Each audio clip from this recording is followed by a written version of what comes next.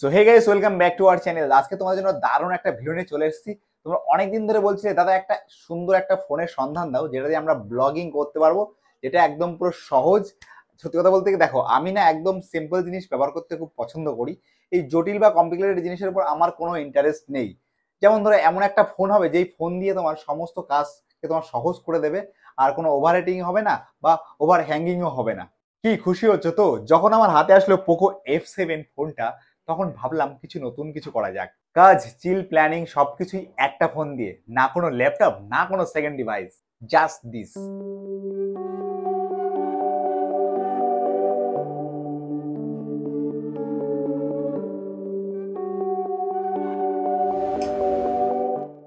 First surprise হলাম camera থেকে। ভাবলাম একটা কুইক থাম্বনেল তুলি।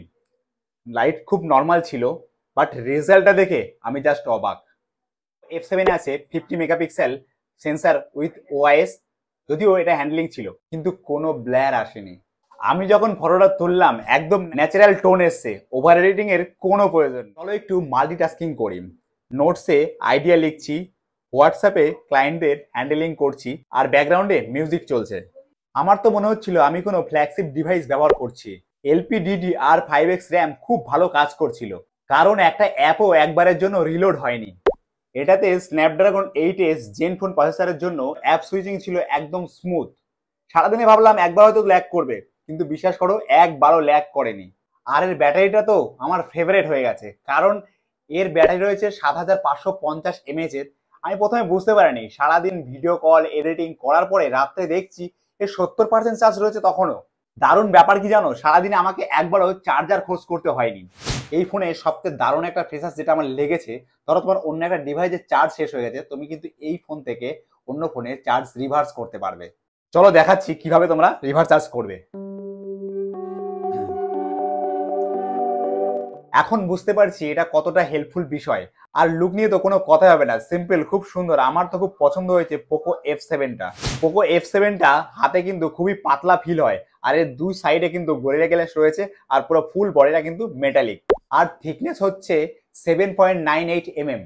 হাতে নিয়ে চলো বা পকেটে রাখো, সব দিক দিয়ে কিন্তু এটা প্রিমিয়াম ফিল দেবে। এটার ডিসপ্লেটা খুবই ভালো, 1.5 রেগুলেশন রয়েছে, যেটা লো লাইটে দেখলেও তোমার চোখে কোনো চাপ পড়বে না।